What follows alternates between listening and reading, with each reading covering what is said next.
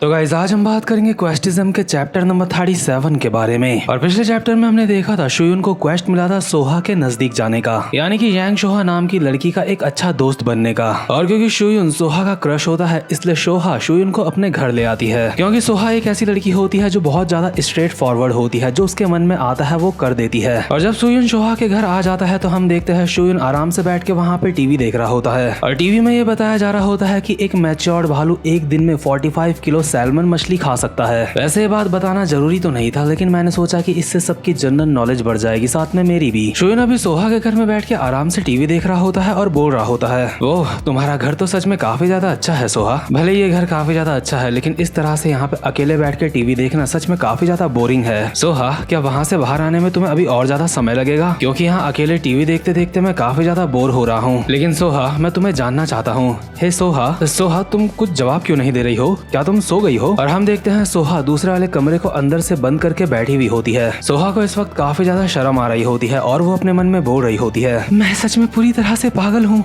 आखिर मैं एक लड़के को अपने घर में क्यों लेके आई हूँ, और वो लड़का कोई और नहीं बल्कि शुयुन किम है। लेकिन सोहा वहीं अंदर से शुयुन का जवाब देते हुए कहती है, नहीं मैं सोई नहीं हूँ, मैं जगी हुई हूँ। शुयुन अभी सोफे में आराम से लेट गया होता है और अपने मेन क्वेस्ट को देखते हुए सोहा को बोल रहा होता है, सोहा देखो मुझे गलत मत समझना, लेकिन मेरी बात सुनो। मुझे लगता है मैं तुम्हें थोड़ा सा नजदीक से जानना चाहता हूँ, लेकिन अगर तुम ऐसे ही कमरे में बैठी रहोगी तो हम आपस में बात कैसे करेंगे? देखो मुझे गलत मत समझना, लेकिन अगर तुम्हें कमरा बंद करके वहीं पे रहना था तो तुमने मुझे यहाँ पे बुलाया क्यों? देखो सोहा अगर तुम्हें डर लग रहा है तो तुम वहीं से बैठ के मुझसे बात कर सकती हो। तो ठीक है सोहा, मुझे बताओ आखिर तुम्हारी हॉबीज क्या क्या हैं? सोहा कहती है, मुझे बुक्स पढ़ना बहुत ज्यादा पसंद है। शुयुन कहता है, अच्छा बुक्स पढ़ना, सच में ये तो काफी अच्छी चॉइस है। अब बताओ तुम्हें खाने में सबसे ज्यादा अच्छा क्या लगता है? सोहा कहती है, मुझे त्योकबोकी खाने में काफी अच्छा लगता है। और तुम ये मत सोचना कि आखिर ये होता क्या है, ये जरूर कोई कोरियन डिश होगी जिसके बारे में मुझे तो नहीं पता। शुयुन कहता है, ओह ये भी तुम्हारी काफी अच्छी चॉइस है खाने को लेके। लेकिन शुयुन की शक्ल को देख के ऐसा लग रहा होता है जैसे वो जबरदस्ती सोहा से सारे के सारे सवाल पूछ रहा है। शुयुन अभी अपने क्वेस्ट विंडो की तरफ देख रहा होता है और अपने मन में बोल रहा होता है, सोहा के करीब आने का जो मेरा क्वेस्ट है आखिर वो पूरा क्यों नहीं हो रहा है? मुझे अब पता है कि सोहा को बुक्स पढ़ना काफी ज्यादा अच्छा लगता है और उसे खाने में क्या अच्छा लगता है। इसका मतलब तो यही हुआ ना कि मैं सोहा के काफी क्लोज हूँ, लेकिन इसके बावजूद भी मेरा क्वेस्ट पूरा क्यों नहीं हो रहा है? क्या मुझे एक पेड़ के नीचे बैठ के सोहा के साथ बुक्स पढ़नी पड़ेगी? आखिर मुझे और क्या क्या करना पड़ेगा सोहा के क्लोज जाने के लिए? मुझे याद है सोहा एलिमेंट्री स्कूल में भी मेरे साथ ही पढ़ती थी और उस समय भी वो काफी ज्यादा बोलती नहीं थी। सोहा हमेशा डेयुन और मुझे पीछे से बस देखते रहती थी और कुछ नहीं कहती थी, और पूरे स्कूल में सोहा की अकेली दोस्त डेयुन ही थी। और बचपन में भी मैंने एक बार भी सोहा से कभी बात नहीं करी थी। अरे यार अगर ऐसा ही चलता रहा तो मेरा क्वेस्ट कंप्लीट नहीं हो पाएगा। लेकिन इतने में ही सोहा अंदर से कहती है, ओपा क्या तुम्हें हमारा एलिमेंट्री स्कूल याद है? शुयुन कहता है, क्या एलिमेंट्री स्कूल? हाँ तुम उसकी बात कर रहे हो ना जब डेहुन ने मेरे ऊपर मारकर चला दिया था? सोहा कहती है, नहीं मैं उस बारे में बात नहीं कर रही हूँ। अगर तुम्हें मेरी बातें अच्छी नहीं लग रही है तो क्या मैं बोलना बंद कर दूं? लेकिन यार ये लड़की बड़ी मुश्किल से तो बोल रही होती है, इसलिए शुयुन कहता है, नहीं सोहा प्लीज बोलती रह, तेरे को जो बोलना है तू बोल। सच में मैं बेताब हुआ जा रहा हूँ, आखिर तुम्हें क्या बोलना है? सोहा कहती है, ठीक है तुम्हें याद है एक बार तुमने मुझे घर छोड़ा था? शुयुन कहता है,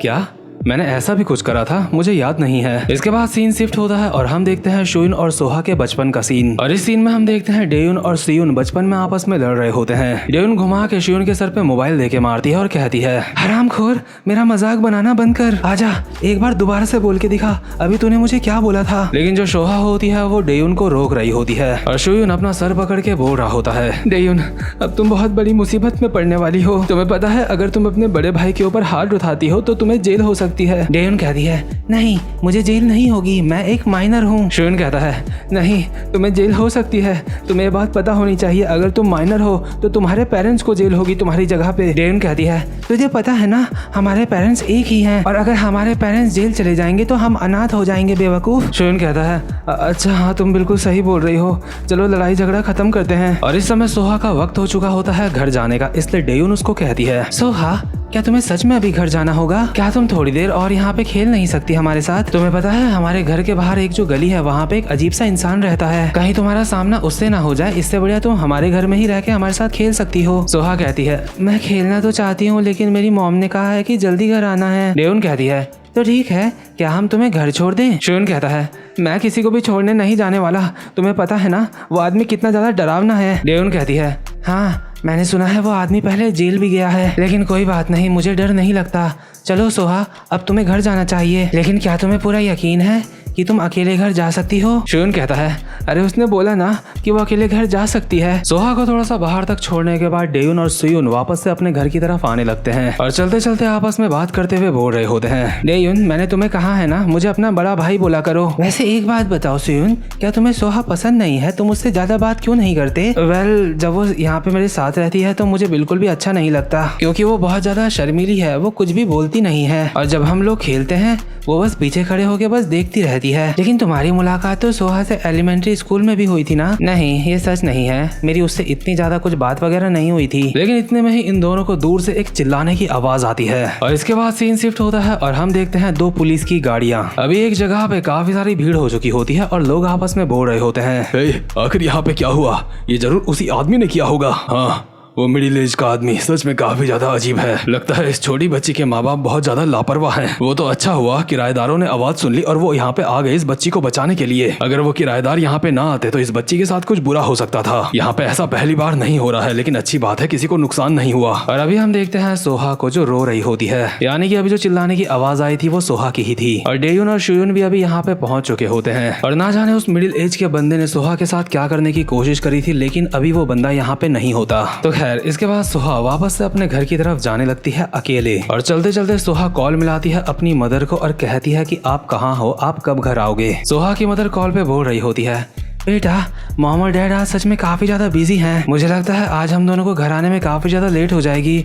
मुझे नहीं पता आखिर मुझे ऐसी सिचुएशन में क्या करना चाहिए। सोहा अभी एक अंधेरी सी गली के सामने खड़ी होती है और बोल रही होती है, लेकिन मॉम आपने कहा था आप जल्दी घर आओगे। सोहा की मदर कहती है, बेटा मुझे सच में माफ कर देना, लेकिन मेरी मीटिंग काफी ज्यादा जरूरी है। मेरी बच्ची स्ट्रांग है ना? तुम अकेले घर जा सकती हो, मुझे पता है। वैसे भी जो अजीब सा इंसान वहाँ पे रहता है, मैंने आजकल उसके बारे में कोई खबर नहीं सुनी है, इसलिए तुम्हें डरने की जरूरत नहीं है। सोहा बेटा कुछ बोलो। सोहा बेचारी अपनी मदर को झूठी हिम्मत दिखाते हुए कहती है, ठीक है मॉम, मैं चले जाऊंगी। ठीक है, मैं फोन कट कर रही हूँ। अभी सोहा काफी ज्यादा डरी हुई होती है, लेकिन इतने में ही शुयुन यहाँ पे अपनी छोटी सी साइकिल लेके आता है और सोहा के सामने रोक के कहता है, सोहा मैं दोबारा नहीं बोलूंगा, आ जाओ मेरी साइकिल में बैठ जाओ। लेकिन तुम्हें पहले ही बता देता हूँ, साइकिल को टाइट से पकड़ के बैठना, क्योंकि मैं तब तक साइकिल नहीं रोकने वाला जब तक हम तुम्हारे घर नहीं पहुँच जाते। अगर साइकिल में बैठे बैठे तुम रोने भी लग गई तो भी मैं साइकिल नहीं रोकूंगा, मैं बस साइकिल भगाता रहूंगा। इसलिए मैं तुम्हें पहले ही बता रहा हूँ, अब फैसला तुम्हारे हाथ में है, तुम मेरी साइकिल में बैठोगी या फिर नहीं बैठोगी। और सोहा उस वक्त शुयुन की साइकिल में बैठ जाती है और शुयुन सोहा को उसके घर सेफली पहुँचा देता है। और प्रेजेंट मोमेंट में यही बात सोहा शुयुन को बता रही होती है और बोल रही होती है, शुयुन तुम्हारी ही वजह से उस जगह का डर मेरे अंदर से निकल सका था। मुझे नहीं पता कि मैं साइकिल में तुम्हारे साथ कितनी देर तक बैठी रही थी, क्योंकि उस वक्त मेरा दिल बहुत ही तेजी से धड़क रहा था। लेकिन हो सकता है तुम्हें ये सारी की सारी बातें याद ना हो, क्योंकि तुमने मुझे कुछ ही दिन बस घर छोड़ा था अपनी साइकिल में। मैं उस वक्त तुम्हारे साथ अपनी और ज्यादा मेमोरीज बनाना चाहती थी, लेकिन उसके बाद मेरा घर शिफ्ट हो गया और हम लोग यहाँ पे आ गए। इसलिए मुझे लगता है इसमें कोई भी हैरानी वाली बात नहीं है कि तुम्हें वो सब कुछ याद नहीं है। वैसे भी ये सब कुछ तब हुआ था जिस वक्त हम छोटे बच्चे थे, लेकिन उससे भी ज्यादा जरूरी बात यह है कि मैंने सोचा नहीं था कि ये सारी बातें सुनते हुए तुम्हें नींद आ जाएगी। अभी सोहा कमरे से बाहर आ चुकी होती है और देख रही होती है कि शुयुन खराटे मार के सो रहा है, लेकिन सोहा को इस बात से गुस्सा नहीं आता, क्योंकि मुझे लगता है सोहा सच में शुयुन को पसंद करती है। सोहा अभी शुयुन के जमीन में पड़े कोट को उठाती है और अपने चेहरे के करीब लाके कहती है, ओपा कोई बात नहीं, अगर तुम्हें वो सारी बातें याद नहीं है, क्योंकि सच में ये काफी ज्यादा मजेदार बात है। और यार मुझे लगता है सोहा अभी शुयुन के कोट को स्मेल कर रही है, और इस बात से मुझे लगता है कि सोहा की दीवानगी शुयुन के लिए नॉर्मल से काफी ज्यादा ऊपर है। अभी सोहा सोते हुए शुयुन के धीरे धीरे करके करीब आ रही होती है और नींद में ही वो शुयुन के साथ ना जाने क्या करती है, जिस वजह से शुयुन का क्वेस्ट कंप्लीट हो जाता है। शुयुन जब सो के उठता है तो वो देखता है कि उसका क्वेस्ट कंप्लीट हो चुका है और बस उसे इसी बात से सिर्फ मतलब होता है, इसलिए शुयुन वहाँ से निकल जाता है। शुयुन अभी सड़क में चलते चलते खुद से बोल रहा होता है, अरे भैया बहुत अच्छी नींद आई थी मुझे, लेकिन काफी अजीब बात है, जब मैं सो के उठा तो मेरा क्वेस्ट कंप्लीट हो चुका था। लेकिन मुझे समझ नहीं आ रहा कि आखिर सोहा मुझे उसके घर में क्यों नहीं दिख रही थी। लेकिन मुझे एक बात समझ नहीं आ रही कि मेरी बॉडी से शैम्पू की स्मेल क्यों आ रही है। क्या जब मैं सो रहा था तो उस वक्त उसने मेरे ऊपर कुछ स्प्रे करा था, क्योंकि मेरे ऊपर से काफी बेकार स्मेल आ रही होगी। मैं भी सोहा को मैसेज कर रहा हूँ, लेकिन वो मेरा रिप्लाई भी नहीं दे रही है। क्या वो इस बात से गुस्सा है कि जब वो मुझसे बात कर रही थी तो इतने में मैं सो गया था। खैर जो भी हो, मेरा क्वेस्ट तो कंप्लीट हो चुका है और अब सिर्फ मेन क्वेस्ट का आखिरी क्वेस्ट बचा है कंप्लीट करने के लिए, और अगर मैंने सिर्फ वो आखिरी वाला क्वेस्ट भी कंप्लीट कर लिया तो मुझे मिलेगा डायमंड कार्ड। और इसी के साथ शुयून को उसका लास्ट क्वेस्ट भी शो हो जाता है जिसमें लिखा होता है कि तुम्हें गैंगबक के पब में अपना मतलब राज करना है, उसे अपने अंडर में लेना है। और ये क्वेस्ट देख के शुयून खुद से बोल रहा होता है, क्या एक पब को अपने अंडर में लेना है?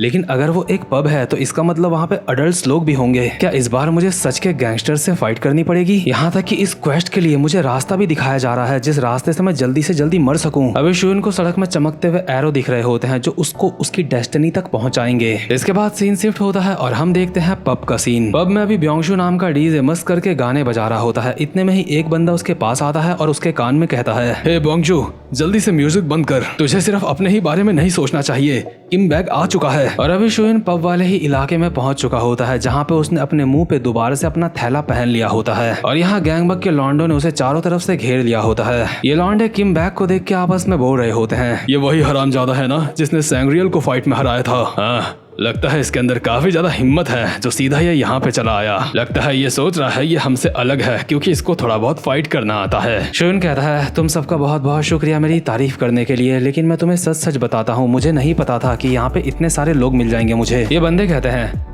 मैं समझ गया, लगता है ये महान रणनीति के साथ चलने वाला बंदा है। और अभी हम देखते हैं शुयून के बगल में ही गैंग बग का 20वें नंबर का बंदा भी बैठा हुआ होता है टेबल लगा के। ये बंदा अभी एक बुक पढ़ रहा होता है और शुयून को कहता है, किसी महान इंसान ने कहा था दुश्मन के सामने ऐसी बातें करो जिससे वो लापरवाह हो जाए। असल में ये बंदा गैंग बग के नॉर्थ एरिया का एक बंदा होता है और जैसा कि मैंने आपको पहले भी बताया था ये गैंग बग के ही अंडर में आता है। ये बंदा अभी एक बुक पढ़ते हुए शुयून को कहता है, किम बैग, तुमसे मिलकर काफी ज्यादा अच्छा लगा, क्या तुम नेटसा के बारे में कुछ जानते हो? और जिस महान बंदे की ये बात कर रहा होता है वो नेटसा होता है। मैं जानता हूँ मैं इस चीज को प्रोनाउंस गलत कर रहा हूँ लेकिन ये काफी ज्यादा अजीब नाम है। शुयून कहता है, हे, तुम जिस बारे में बात कर रहे हो मैंने उसके बारे में कभी नहीं सुना है, लेकिन मुझे ये पता है कि मुझे इस जगह को अपने अंडर में लेना है। 20वें नंबर का बंदा कहता है, तू सच में इस जगह को अपने अंडर में लेगा हम सबको हरा के? तुझे पता है समझदारी और बेवकूफी में एक पतले से धागे का फर्क होता है। किम बैग, मैं अभी भी तुझे माफ करने के लिए तैयार हूँ, यहाँ से चला जा, तूने जो कुछ भी करा है उसके लिए मैं तुझे माफ कर दूंगा क्योंकि मैं तुझे चोट नहीं पहुँचाना चाहता।